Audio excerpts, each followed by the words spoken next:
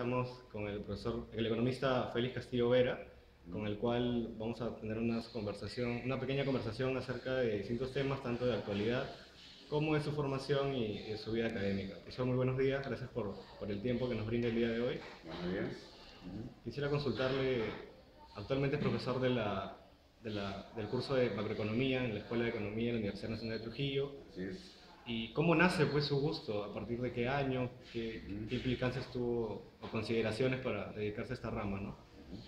Bien.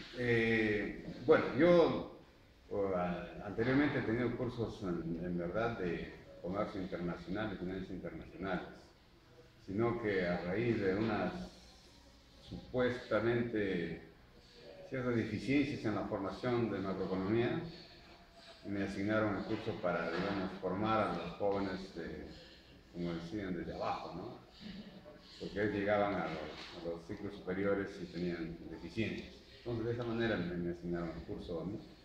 Bueno, porque asumieron de que uno conocía más los temas de macroeconomía por información académica que he tenido, básicamente estar en el Banco Central, ¿no? Capacitaciones a ese nivel, ¿no? Y de haber tenido la maestría en la Pontificia Universidad Católica del Perú. Supongo que eso fue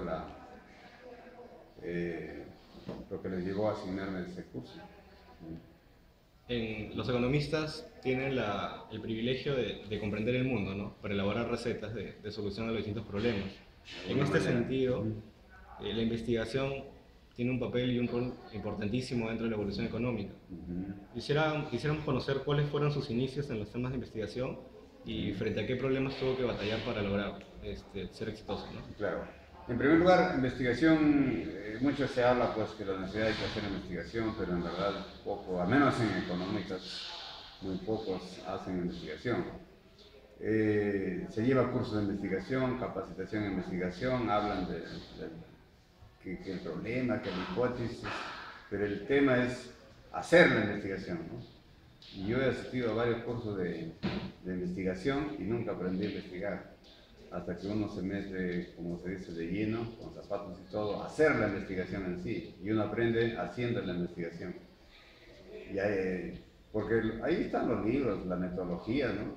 Uno lo puede leer, ¿no? Lo puede aprender, el problema es cómo lo aplica. Entonces, el punto más importante y álgido para mí fue cómo probar la hipótesis, ¿no? Porque todos describen, plantean problemas, se quedan en proyectos, si se quiere, de investigación y no prueban nada, ¿no? Entonces el tema es probar las hipótesis. Entonces ese fue como se dice, mi Waterloo, ¿no? ¿Cómo probar mi batalla? Entonces para eso, pues, uno dándose cuenta que las investigaciones serias, rigurosas, en verdad tienen digamos, el método de probar hipótesis en economía, es básicamente usando la econometría, ¿no? Y es así como uno busca, de alguna manera, comprender este curso, dominarla, si se quiere, y de esa manera recién uno pudo, al menos yo he podido probar hipótesis y hacer unas investigaciones ya rigurosas, ¿no? Eso le da el carácter científico. Cuando digo riguroso, que tenemos un carácter científico, por lo menos, ¿no? Entonces, eso es así fue como pasé por este caso de hacer investigación. Tomando en consideración la investigación económica, ¿usted siente que la investigación le ha generado un plus dentro de lo que es su formación académica? Definitivamente, ¿eh? Y eso lo siento, porque en todo el medio, a nivel de todo el medio de acá, es así, al menos, es un buen plus. Cualquiera economista que logre eso es importantísimo. Este plus, yo diría, es un plus bastante importante, ¿eh? En saber esta investigación. En los últimos 10 años hemos tenido un crecimiento sostenido dentro del país. Y muchos economistas hablan de las reformas pendientes, que se estancaron en los años 90. En este sentido, y tomando en consideración su formación altamente macroeconómica y sus perspectivas generales, ¿qué es lo que usted piensa o qué proyecta de las necesidades del país dentro de acá unos 5 años o rumbo al bicentenario?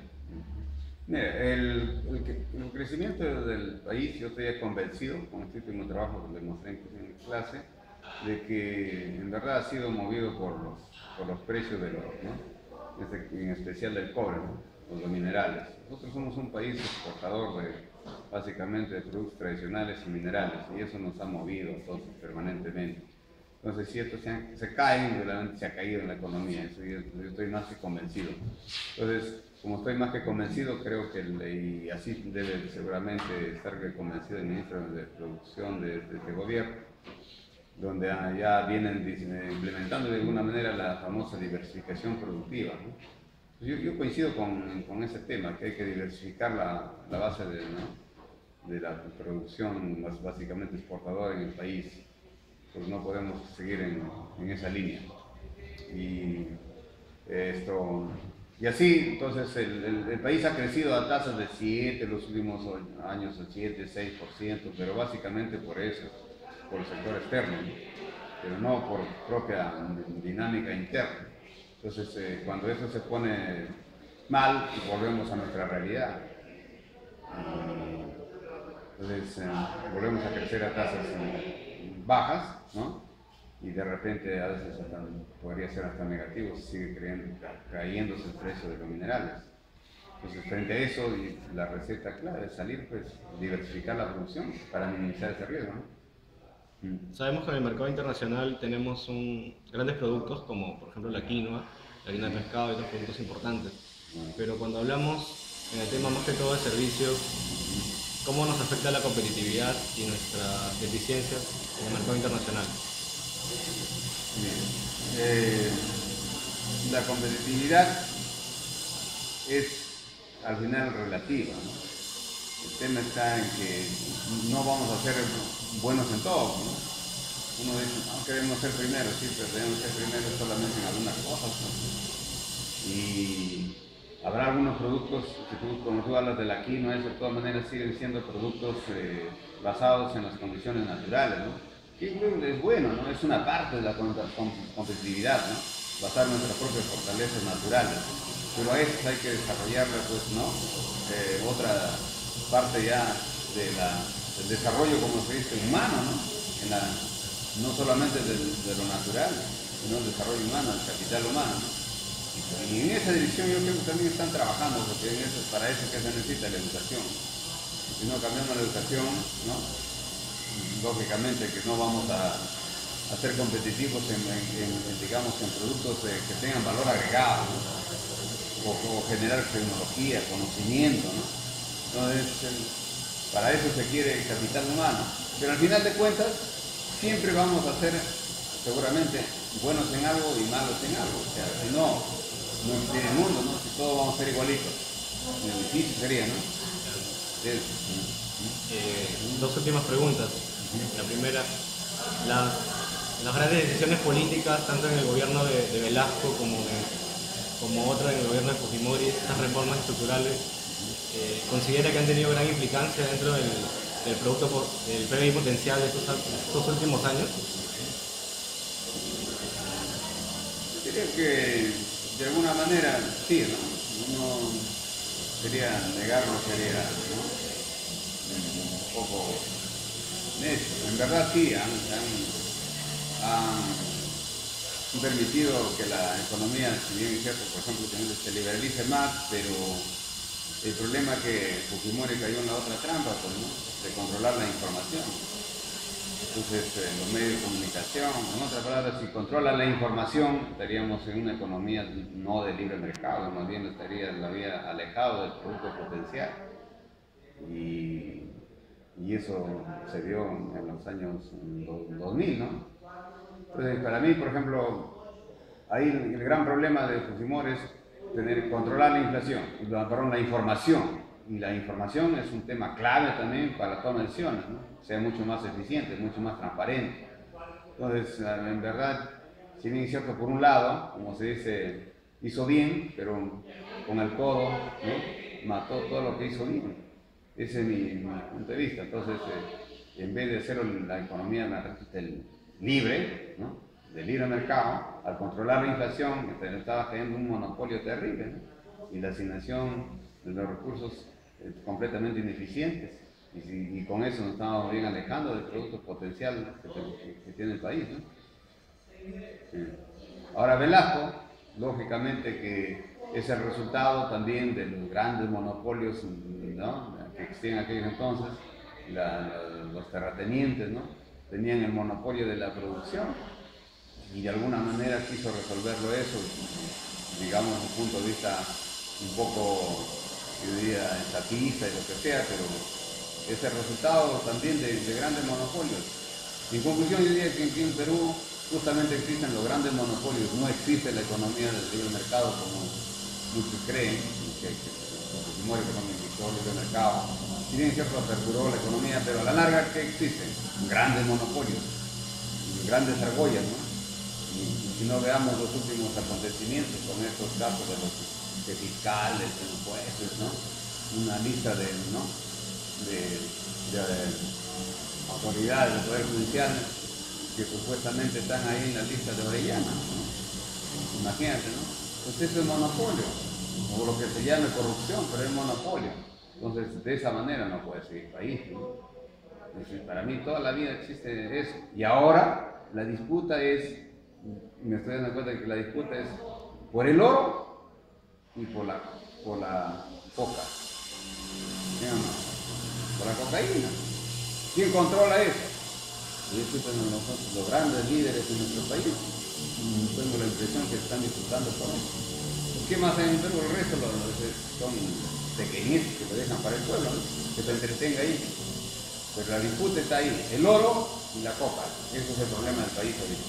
Por último, sabemos que la economía no funciona en un vacío, sino en un contexto, tanto histórico, social como económico. En este caso, ¿qué consejo le daría tanto a los estudiantes como al público en general para comprender la economía? No, para comprender la economía. Bueno, en primer lugar, que estudie bien economía, pues, ¿no?, microeconomía y macroeconomía, ¿no? Y lo otro es que entienda la parte sociológica también. Y si es posible, los estudiantes deben participar en lo que se ha anulado esto por producto también de esa política de Fujimori que prácticamente ha adormecido de alguna manera en la participación política de los estudiantes. Vendieron la idea y se ha trabajado, no te metas en política, eso es malo. Y cuando realmente uno tiene que meterse en política. Porque nosotros, ¿quiénes gobiernan los países, las instituciones? Los que se meten en política a la larga. Entonces, y el otro, el santito, el estudioso solamente en su cuaderno, no se mete en política, ¿no? Al final, ¿qué va a decir? No dice nada, ¿no? Entonces, hay que meterse en política, pero, como se dice, ahí está el reto, cómo combinamos eso con la ética, ¿no?